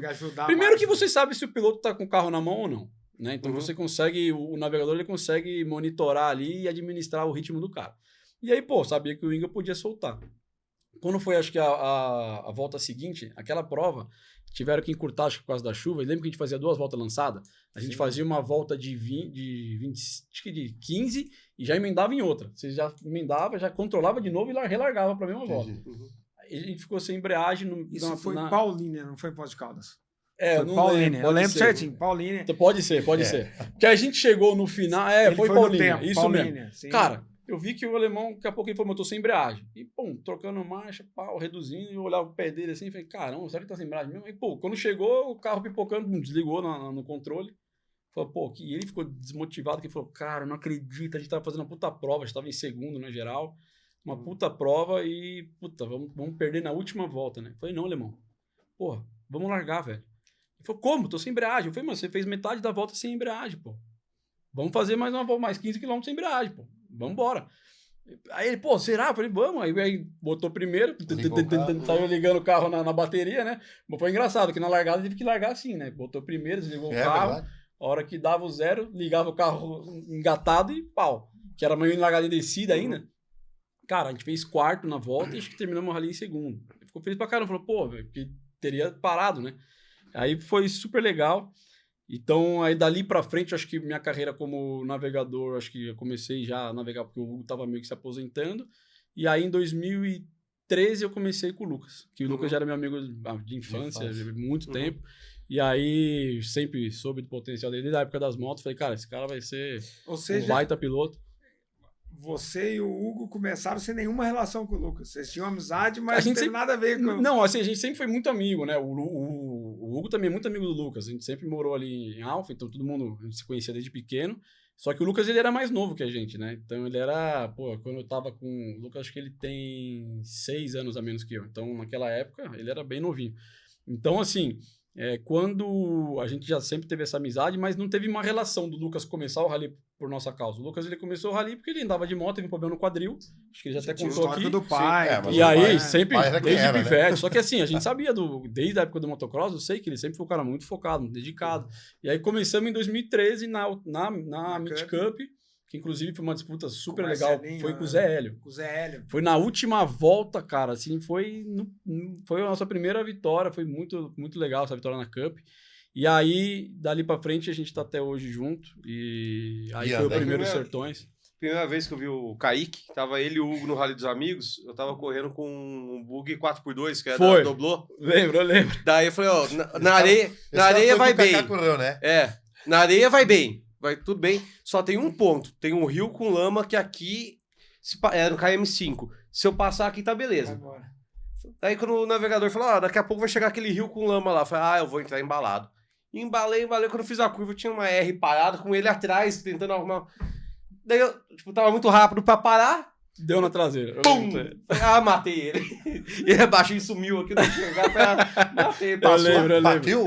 Bateu no carro. No carro, não em mim. No carro, né? Eu vi um louco vindo. Tá vendo? Você quer ajudar o cara nessa interna? Quem me atrapalhou foi ele, pô. Foi Foi mesmo. Então dali pra frente, cara, já foi na minha história junto com o Lucas e aí, putz. Agora, o seu desempenho como piloto foi uma surpresa muito boa pra todo mundo, né? Na verdade, aqui acho que o Nuno já navegou também nos Sertões. A gente tem os 4 aqui, não sabe se é piloto que navega ou navegador que pilota. É verdade, aqui, ó, os 3 já ficaram pegar fogo e acabar a festa. Cara, eu assim, né, quando... Eu sou o cara que me cobro demais. Tudo que eu faço, eu me cobro muito, né? Então, eu tenho essa questão. E quando eu comecei, na verdade, a pilotar nos UTVs, eu vi que, assim, meus resultados foram bons de largada já, só que eu precisava me ajustar, sabe? Porque eu vim da moto, e aí andei muitos anos com o Lucas de carro e tal. Agressivo. E eu vi que eu precisava me ajustar em algumas coisas, sabe? Eu vinha vi que eu tinha velocidade, mas eu precisava ter um pouco mais de consistência. Então, assim, por um momento, cara, eu entendi que o meu problema ali estava, obviamente, em mim também, só que também na parte da preparação. Eu precisava me evoluir mais, assim, preparar o carro, ter o carro perto de mim, né? Tivemos essas conversas, poder acompanhar a preparação do carro. Sempre fui muito assim, de ver de perto, né, o que está acontecendo. E aí eu acho que demorei 1 ano, 2 anos ali batendo um pouco na trave, né, Portugal? Foi. Depois já comecei a me encontrar. Falei assim, bom, aqui eu acho que eu estou no caminho certo, já comecei. Hoje, cara, são poucos sustos que eu tomo em prova. Pouco. Então, assim, porque no fim, o pessoal fala, pô, mas você vem nesse temporal, você tá andando na loucura. Não, cara, é o contrário. Se você andar na loucura, não vem tempo. Eu já vi que ele porque assim, você tem que andar redondo. Se você andar, cara, espalhando demais, vindo muito na loucura, tomando muito susto, cara, não vem o tempo. Não tem milagre, velho. É igual o Lucas. Pô, eu acho que também, obviamente, foi uma baita escola ter andado todos esses anos do lado dele, porque o Navega aprendi muito. Claro. Eu já tinha o filho da moto, que eu vim da moto, e juntou isso com tudo que eu aprendi andando do lado. Isso você traz pro pessoal, né? Se você já tem um pouco da manha. E o Lucas, ele tem essa tocada extremamente redonda, assim. Você dificilmente vê o Lucas errar alguma coisa, errar uma freada, é sempre muito redondo. Tanto é que, se você olhar a foto, tudo, geralmente a foto ela sai bonita quando sai errado, né? Quando você tá certinho, dificilmente sai uma foto boa. Mas ele tem esse feeling dessa tocada redonda que, para quem vem da moto, eu acho que quando a gente falou que geralmente o pessoal tem mais facilidade quando vem da moto, porque a moto não dá para você andar assim, espalhando, andando errado, porque se você errar, você tá numa árvore, você lasca inteiro. Então você tem que ter uma tocada mais redonda. E eu hoje me enxergo assim, eu sei que se você pegar hoje e andar comigo no TV, cara, nas últimas provas, eu falo pra você, não tomei susto nenhum, assim, de você falar, cara, que eu quase me lasquei, sabe? Você tomou de estar no pó. Foi, porque aí vai gerenciar a cabeça. A única coisa que eu tive de BO, assim, nos últimos rally foi ter na poeira de um competidor, tava mais de 40 km na poeira do cara, tentando passar, e assim, valendo o campeonato, no Baja, que, cara, qualquer segundo vale muito. Você sabe o que custa uma poeira, né? Cara, numa tentativa de passar o cara, acabei ficando no cego, tinha uma curva, tipo uma chicane assim pra esquerda, tinha uma árvorezinha, dei na árvore e quebrou o radiador. Só pra gente, a gente já tá estourando o horário, a gente precisa fazer algumas perguntas que a gente recebeu, né, pra vocês, depois nós vamos pro prólogo e tá estourando. Vamos lá. O Léo perguntou aí, na verdade, pros dois, né, como vocês enxergam o futuro do TV e mais específico para o Nuno, o que você pensa daqui 10 anos, como que o esporte vai estar? Vai estar maior do que está hoje. Isso eu não tenho dúvida, porque ele vai continuar sendo a forma mais barata e mais racional da galera poder se divertir e correr. É um produto que te permite passear, fazer o seu lazer, as expedições, e com pouca alteração você continuar correndo. Tá ficando caro, mas não é só por conta do produto. Os produtos estão evoluindo, muita tecnologia, suspensões eletrônicas, a história do ride comedy, as coisas, sei lá, se vier câmbio, tudo isso ajuda a ficar tudo cada vez mais caro. Moeda também. Sim. Mas aí entra a parte do Brasil em questão, que é a história dos impostos e tudo mais. Mas eu, como gestor de produto para a região também, estou tentando correr atrás de soluções que sejam mais baratas e trazer toda essa diversão para um escalão bem mais baixo para permitir mais gente se divertir. E uma pergunta que aí para os dois, né? Embora eu acho que a resposta é mais do dono do cheque, né? Do Nuno. Quando que teremos, o Renato que fez a pergunta, quando teremos o Kaique como piloto oficial da Polaris Brasil nos sertões? Talvez esteja mais perto do que ele imagina. Vai ter que primeiro abandonar o Lucas, né? Não, cara, você sabe que o Lucas é o meu maior apoiador nisso, né? Ele fala direto pra mim. Ele pediu pra mim. Não, temos que arrumar um jeito de pôr o Kaique para fazer os sertões. E não tá difícil, de forma nenhuma. Para esse não dá. A gente tem que se organizar. O Lucas, ele é um cara que me incentiva demais, assim, como piloto, sabe? O pessoal às vezes pergunta, me fazem muito essa pergunta, mas eu acho que ali coloca mais o amigo, né, na frente do que até como navegador. Então ele é um cara que me incentiva muito nisso. Tá pra breve. E, claro, eu tenho vontade, obviamente, de fazer um sertões bem feito, né? Porque eu já fiz mas fiz tudo errado. Então eu queria... Sabe que você fica com aquela rusga ali, você fala, cara, eu preciso voltar lá e fazer direito. Porque, cara, no fim das contas, tem muita capacidade, eu já ganhei 2 sertões navegando, a gente já conhece, né, os sertões, a gente já sabe o que tem que fazer, né? Você já fez sertões, então você sabe qual é a... Você acredita no seu Você sabe o que você tem que fazer, entendeu? E assim... Eu ali acabei enxergando uma oportunidade meio rápido e tentei fazer as coisas na correria e não deu certo. Então eu queria, obviamente, fazer uma coisa com calma, estruturada, com um carro hoje que a gente sabe que é extremamente competitivo. Queria voltar lá e fazer direito, para ver o que acontece. Vai fazer. Tá a minha palavra. Tá anotado, hein, gente? Tá gravado isso. Vai fazer. Pessoal, vamos entrar... A gente tem uma brincadeira aqui que a gente faz né, que a gente chama de prólogo. São as mesmas perguntas para todos os convidados, sem grandes explicações, mas a gente queria os dois, cada um com a sua resposta, né, falando na atualidade. Melhor piloto de rally da atualidade. Começa com ele? Geral? Geral. É o Lucas. Concordo, o Lucas. Melhor navegador de rally da atualidade. Hoje, na ativa, pra mim é ele. Não, se você estiver falando no mundo, eu coloco aí o Matthew, né? Eu acho Não, aí você tá falando na estamos falando geral. Ah, ok. Obrigado. Não, porque você não tem experiência, não tem experiência lá fora. Eu perguntei o maior, não o menor. Eu iria para aquele navegador que eu não lembro agora o nome, que era o navegador do Nasser, que agora nessa. É o Matthew. É o Matthew. É isso aí. Esse aí. Melhor veículo de rally. Tu fala veículo porque aí pode entrar Geral? carro, TV, moto. Geral, eu vou para esses Dacia Sunrider, que eu tenho acompanhado muito o desenvolvimento desse carro. Eu vou na Toyota, né? Que Eu eu acredito conheço. nesse Ele, pra mim, eu vou na Toyota, esse que é o mais. e a Cara, Ford. Entre Esse é o parênteses, Ford. né? Que Dakar vai ser o próximo. Vai. Que Dakar vai ser o próximo. Vai ser legal. Agora entrou Ford, Dacia. Rapaz, Vocês viram o ronco do Ford em Goodwood? Que eu Não, falo claro. que Dakar. Eu sei que a Toyota é uma puta máquina, mas comprovado. O Dacia eu venho acompanhando e agora eu comecei a acompanhar. Até tá no YouTube a história, vocês já viram? Sim, o negócio sim. da Ford. Cara, o que vai vindo desses dois... Não, vai vir um baita carro. Porque Sem dúvida. num Os você dois. tem Loeb e Nasser. E a Cristina, ok, Eu vai acho ser que o assim, água dele. Mas Só um parênteses, né? Um você tem ProDrive, o outro você tem M Sport. são dois gigantes. São dois gigantes com uma história no Sim, rally. sim. Ó, eu vou falar uma coisa que pouca gente sabe. E A no meio empresa- você tem o cara aqui ganha. A Toyota, Não, tô falando Ó, dos novos, né? Eu nem tô sim. falando de quem já tá. Eu vou, não vamos falar dos pilotos nós do estamos produto. falando- Eu vou falar uma coisa que muito pouca gente sabe. Isso não é uma coisa divulgada. Mas quem nos ajudou no desenvolvimento do Polaris de fábrica foi a M Sport. Só para vocês saberem. Não. E finalizando aqui nosso prólogo, qual a melhor prova de rally para vocês? Pra mim é os Sertões. Eu vou concordar. Eu acho que se todo mundo tivesse chance de fazer Dakar e fazer Sertões, todo mundo, como piloto, ia adorar fazer os Sertões. Eu voto nos Sertões também. Fiz o Dakar. Mais Sertões que eu o não Porto fiz Alegre? ainda. Mais, muito mais. Porto Alegre é algo muito bom, mas é um dia. Mas é apaixonante, né?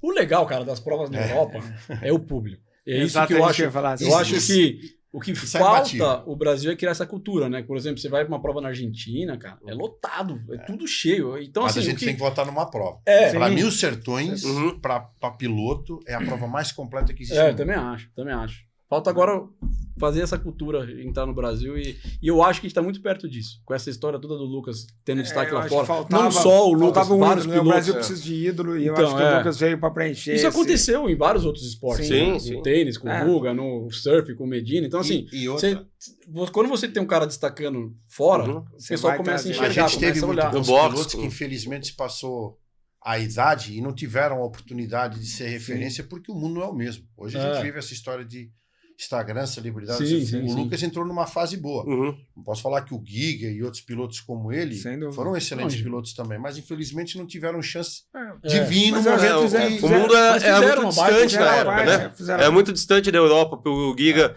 ganhando aqui e se destacar lá também. Então sempre esperava uma ou outra ocasião que pudesse participar de uma Mas prova. você sabe que tem uma coisa que eu acho que foi muito determinante nessa. Eu acompanhando toda essa história, né, do Lucas. Ele é um cara que, quando ele decide fazer alguma coisa, ele coloca todo o foco dele naquilo. Então você pode ver que no Sertões de 2021 ele nem correu, porque ele estava muito focado nos negócios dele, na empresa e tal. Então ele botou todo o foco dele ali e fez acontecer. Uhum. E aí, cara, eu lembro que ele falou pra mim, cara, agora como eu já realizei o que eu precisava aqui, agora eu vou botar o foco na corrida. Pô, em um ano ele fechou Toyota, Red Bull, porque assim, ele botou o foco. Então assim, ele E pegou vinha um cara... liderando o Campeonato o que- Brasileiro de Polaris. Além de ter o Sacanagem. carisma, e obviamente o carisma, e também ter uma qualidade, como talento, piloto, um talento né? absurdo, Tem. ele também soube fazer a coisa acontecer. Ele pegou uma empresa para gerenciar a Ele é carreira dele. determinado. Então assim, hoje Ele a conseguiu- Reúne cuida da carreira dele, cara, os caras fizeram Não, e ele acontecer, priorizou, né? fizeram- Ele virou a vida dele para isso. Profissional. Exato, acho que é profissional. E alcançou com todo o mérito do mundo. Então assim, pô, tem que se espelhar mesmo, cara. Fala, Rodrigo, suas considerações finais. Agradecer os dois por terem vindo aqui. O Kaique eu encontro sempre nas provas por aí. O Nuno fazia tempo que a gente não se encontrava. Verdade. Acho que no Até achei que eu já Sertões. estava casado. Ainda não. Em breve. Mas obrigado pela presença dos dois. Com certeza vai dar uma audiência muito boa pro programa e somar bastante pra gente. Não, cara, a gente que agradece, assim, pra nós poder falar de rally é muito bom, né? É o que eu sempre falo, a gente tem que ter esse tipo de abertura, esse programa que você está fazendo é muito legal, para o pessoal poder entender o que é o rally, né? Conhecer o rally, conhecer os atletas, conhecer tudo. Então, acho que isso é muito legal e, pô, foi um papo muito bom. Obrigado a todos aí. Obrigado da minha parte, né, por participar e dá pra gente falar um pouquinho. Acho que agradecer, acho que pô, como fluiu rápido, né? A gente tem mais uma lista de perguntas, vocês vão ter que voltar aqui pra gente continuar isso. Se der se der uma versão 2, a gente vai vamos com certeza, mas agradecer. Eu acho fazer uma depois dos Sertões. O Nuno, a gente se conheceu aí há 14 anos. 14 anos. Né? E como que as coisas evoluíram, continuaram. E continuamos juntos. E que bom que estamos aqui juntos, falando de rally e tudo mais. O Kaique, que eu vi começar no rally. Foi, inclusive, um cara, um professor, me ajudou exatamente, muito. Assim, uma alegria quando eu vi, eu falo que o primeiro Sertões que vocês venceram, a gente estava lá disputando e como que pra gente foi assim, nunca é bom perder, mas como a gente ficou feliz por ser para vocês. Né? Sim, não. E depois veio o segundo título, veio o Lucas e você se destacando como piloto também, acho que fazendo que muitos navegadores ficam na vontade e você mostrou essa realidade, então pra gente realmente muito bom ter vocês aqui com a gente, é muito bom ver vocês envolvidos como estão no rally e não vamos parar por aqui. Com certeza. Tem muita coisa e que veio muitas histórias. A gente até promessa de quem ganhar os Sertões vai estar aqui em breve. Então, quem sabe, o Kaique pode ser... Ele vai dar muita razão, porque esse ano não dá ainda. Tomara. Vamos lá. Legal, obrigadão, gente. Bom, obrigado. A gente fica aqui com a nossa quinta especial. Nós vamos rapidinho, já vai ter a sexta, porque o Rally dos Sertões está chegando e tem muita novidade em breve. Inclusive, próximo programa... Tem uma novidade. Próximo programa, não percam. Se preparem. Valeu, pessoal. Um grande abraço. Abraço. Obrigado. Bom demais. Maravilha.